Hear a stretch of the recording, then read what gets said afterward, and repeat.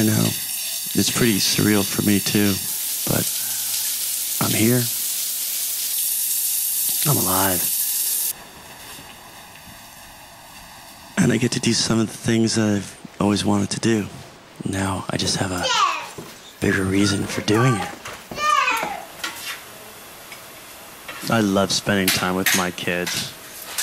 They're the best. Big boy Shia. Hi. My daughter Geeta. Hi. And our newest addition, Soli. I love my wife and I love my family. And it's so hard to leave them.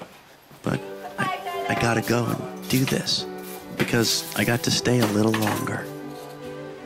You see, I'm a singer-songwriter, and I'm also a cancer survivor. Well, I wasn't prepared for that one, that's for sure. I mean, a good nervous breakdown would have been just fine for me. But I couldn't get away that easy. Cancer really gave me a whole new perspective on life. You see, after recovery, I wrote a collection of songs that chronicled what happened to me. And now I'm going to bring these songs to people all over the world. And that's my way of giving back. I'm Charlie. I'm Megami from Japan. Nice to meet you. From Japan? What part of Japan? North of Japan. North of? Oh, wow. Where are you going today? Today, just so my friends live here for Tennessee. I'm just drive. Great. Yes. Well, we are on our way to sing songs for people who are going through cancer to make them feel better. I know what they feel because I am a cancer survivor. Please careful. Take care. Thank you. What's the word in Japan for cancer? Gone. Gone. Can you imagine? That's appropriate. Gone. It sounds like gun. Yeah. We are on a mission to help people through songs, music. I love guitar. See, love guitar. Yeah, thank you. There you go. I'm first one. For you, yes.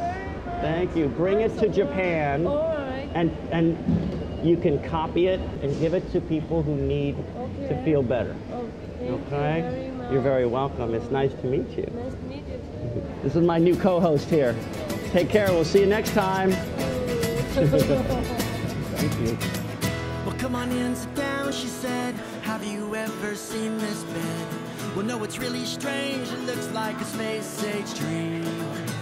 Well, don't be scared, it won't take long. We can play our favorite songs. Just relax and close your eyes. It sounded like a machine gun, and it wasn't even close to fun. Had my arms above my head like they arrested me. And now it's time to take some more. Doctors need more to explore. Come this way inside my room. And they shot me, made me nuclear. You know, I saw things one way, and maybe I had my blinders on, and I kind of explained it, that cancer kind of did that. You put your blinders on, and you couldn't have the peripheral vision. You kind of lost that.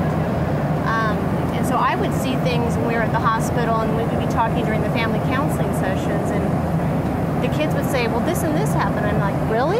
When did this happen? You know, I didn't see that, but we each had our own little journey that we went on through that process, and family counseling really helped us share that journey with one another so that it became all of our journeys. You know what's amazing is that everywhere we go, already on this journey, people are sharing with us their cancer story. I mean, it's affecting everybody. A brother, a mother, a father, a sister, a best friend, or even a celebrity that you love. And what's wonderful is people are opening up to me. They're sharing with me.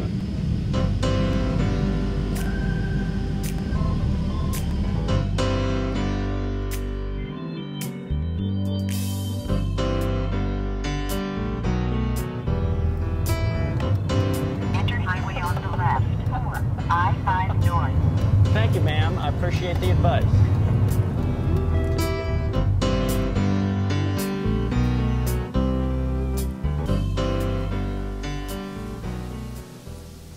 I left my wife and kids to do this for 4 days, and it's not easy on my wife to take over the entire, clan, man. But she knows, she understands what I'm doing. She's right there. She was there through cancer, so she's there through helping other people with cancer. So, I love you, babe.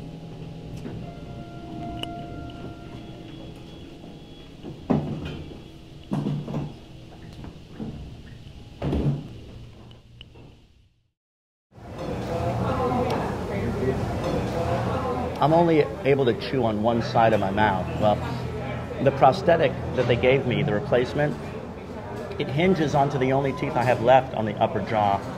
And it doesn't hinge onto anything on this side, so I can't chew on this side. So I can only really chew and taste things on one side of my mouth. And you know what? It's fine by me. At least I get to eat.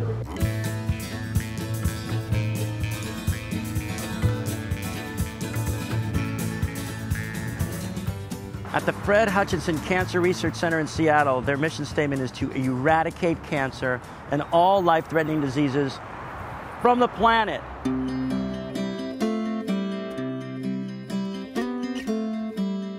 How do I thank you for all that you've given to me?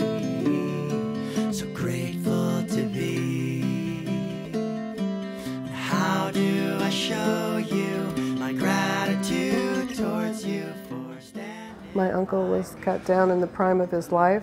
He'd just taken the Cincinnati Reds to the World Series, and it was devastating to all of us to see this beautiful big man lose his fight with cancer. And I think of it today, and it's still tough. We were the first center in the country to perform the bone marrow transplants. And Don then went on to get the Nobel Prize. And the center became quite famous and shared all of their therapies and all their information with every other hospital and cancer center throughout the country. We have fun here. I get We're that. very serious, but a lot of fun. Which is, The way life should be. that's it. It's too Yeah, short and it's yeah, too yeah. quick, and one day you're in control of it. Yeah. So why not have a good time while Why we're not here? have a good time while we're here? So where are we? We're at Hutch School. Hutch School. This is Hutch School. What is Hutch School? Hutch School is a school that was started by Fred Hutchinson Cancer Research Center for pediatric cancer patients about 28 years ago, when bone marrow transplants were really experimental. And they needed a teacher to teach the pediatric patients. Got it. That teacher, Betsy Presley, was an amazing woman who noticed that there were a lot of kids running around in the hallways of the hospital. And she realized that the siblings of the patients needed a school also. So Okay. she went down to Olympia and lobbied for a school, and Hutch School began. Wow. Is there a special sensitivity? Obviously, I would think that they're getting here. Like it says on the wall, here we treat others kindly and with respect. Everyone's going through the same hard time, and the kids act as a support system for each other. Got it. Wow. And it works. It works really well. Wonderful.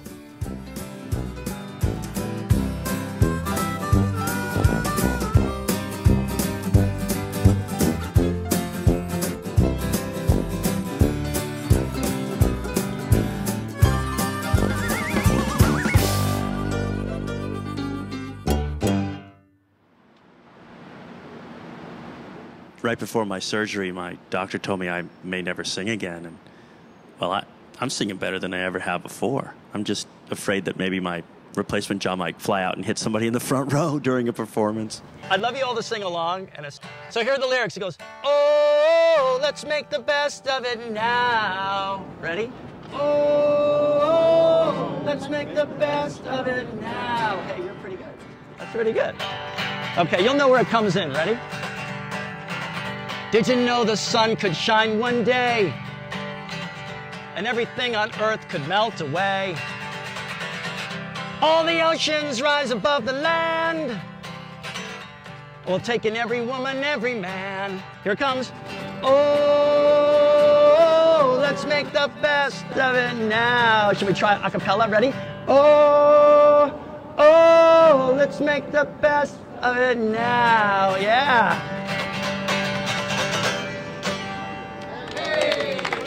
Thank you. Thank you again for what you do for people like me.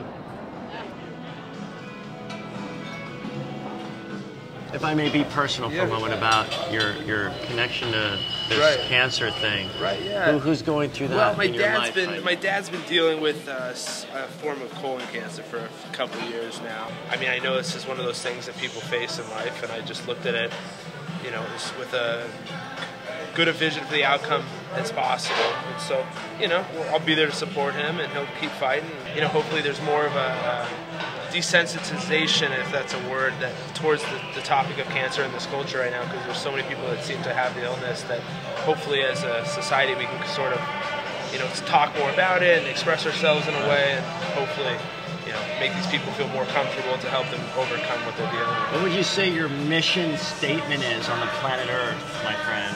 My mission statement on the planet Earth is to provide people with a seed of optimism and intention in what they do.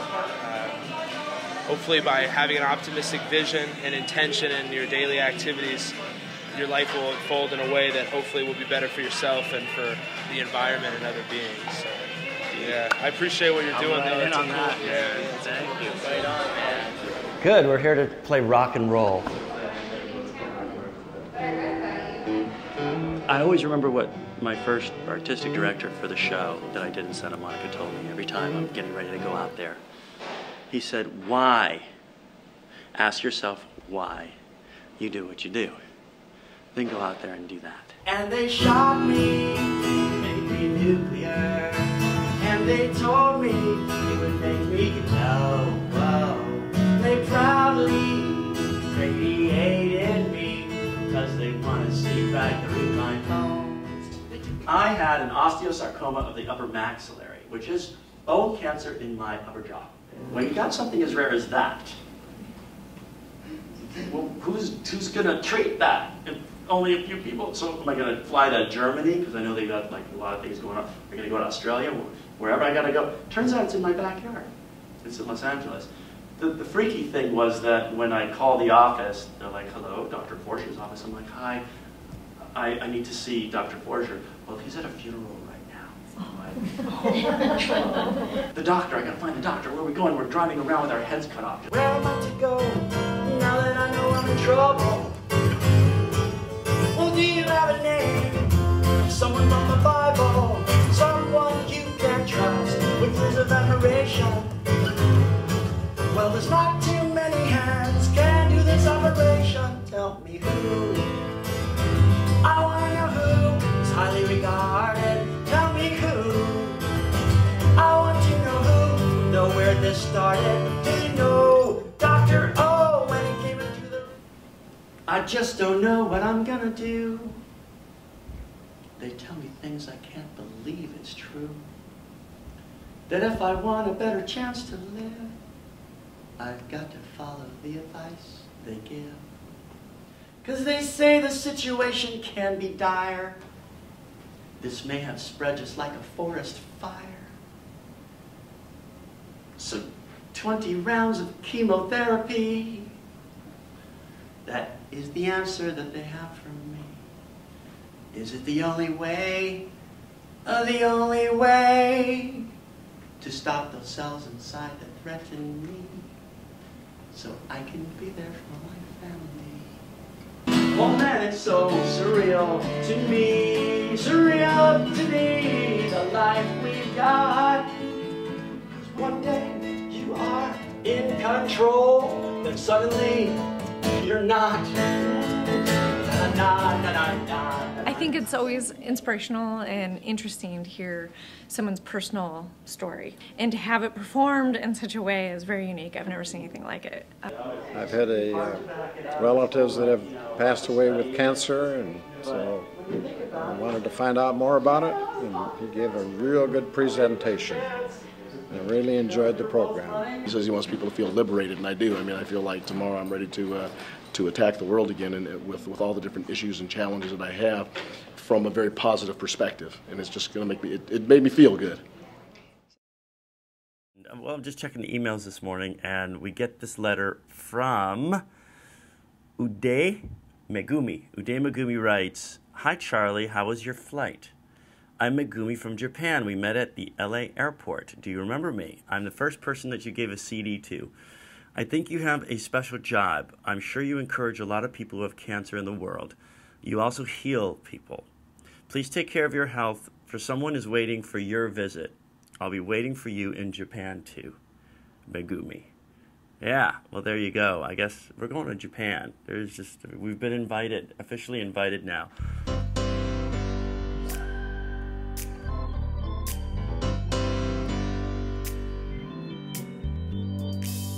what you love, love what you do. That's the big red button. Love all you can.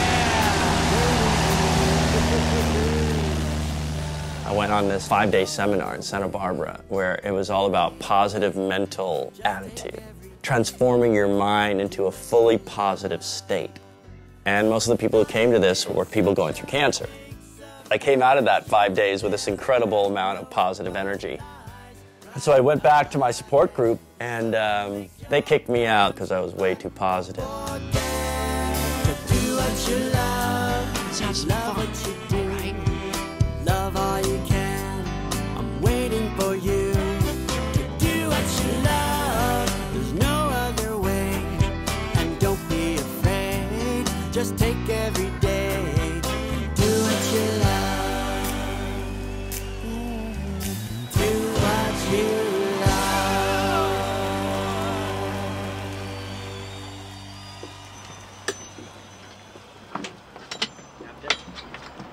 Thank you, sir. Appreciate it. I've written these songs that tells the story from the phone call through everything that happened to me physically and emotionally, getting scanned, trying to find your doctor, the fear of dying. A dad who thought he was dying of cancer is now singing about his survival. Come before Lisa Jaffe shows us the musician who lost his jaw and found his voice. Charlie Lussman's brain spun out of control when a doctor interrupted his recording session to say he had a rare bone cancer in his jaw. Felt like someone shot me. Just like, it's like this whole flash of your whole life, the people you love, everything you've ever done, what your future dreams are, all like flash.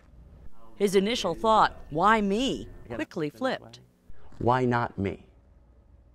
Who should get this call? My wife? My pregnant wife? My son?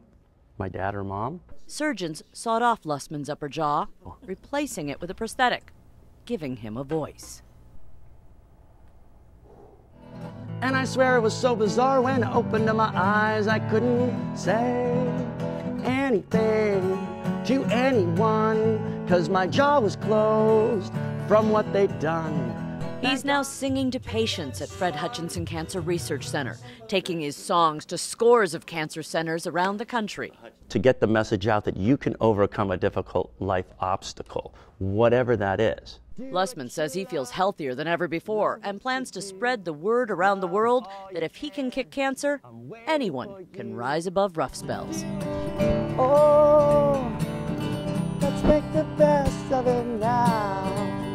In Seattle, Lisa Jaffe, KOMO 4 News. We are going to now be playing for the faculty and the staff at the Fred Hutchinson Cancer Research Center, because we need to acknowledge them and the work they do to save people's lives like mine. And then I can go out and help other people. You know, this is full circle thing. So we're going to go and jam a little bit. We got the concert tonight as well. We had a great time with Lisa Jaffe. She's wonderful. She had a cancer story as well. You know, it just seems like everybody's touched by this thing. Why am I so afraid to die?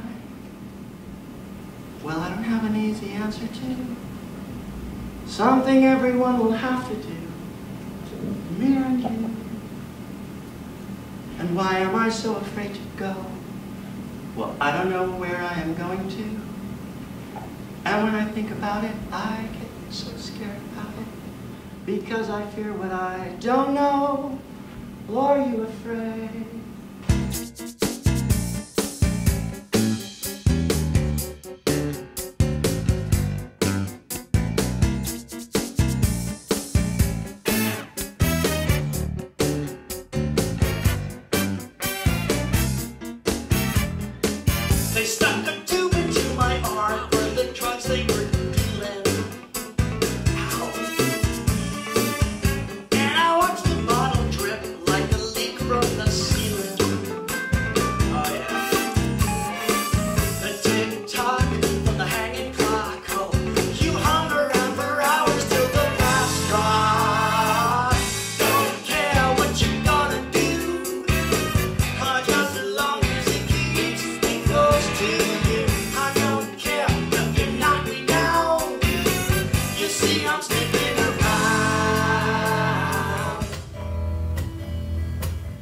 Dr. O will scan me quarterly until he show that I am cancer-free.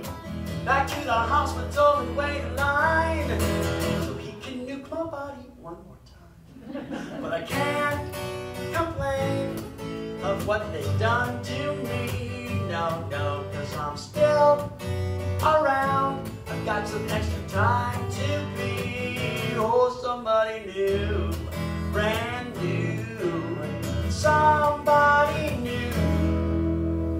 And these simple songs are all I know.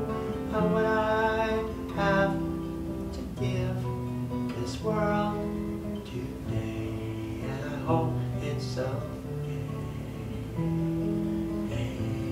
Yes, I hope it's okay. Yes, I hope. Well, that's okay.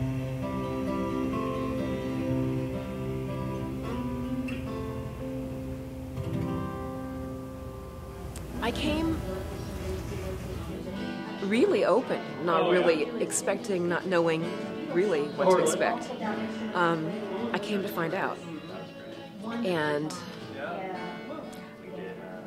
I guess because it's all about ourselves, you know, the things that we go through. I came because I have so much stress in my own life, and I just wanted to hear someone who seemed to be very positive and inspirational from what I'd heard. And it's hard to believe that people can be what the press, you know, or what, you know what I mean?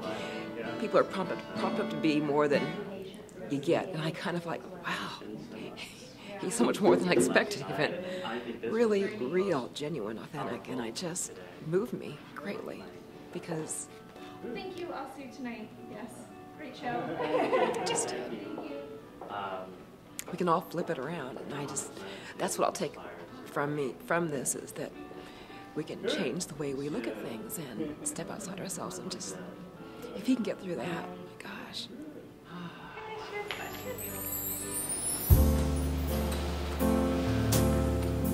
Good night, Fred.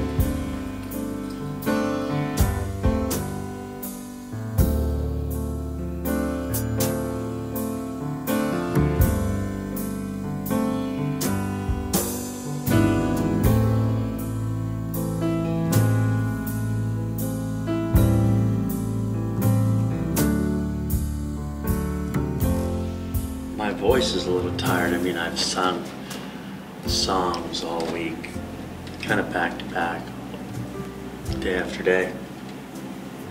Did a lot of talking this week, a lot of interviews, a lot of sharing, and all I can say is that I'm like,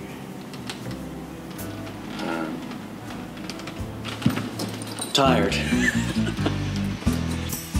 But I feel good, and I'm gonna keep on doing this until the day I leave the planet. Life is great.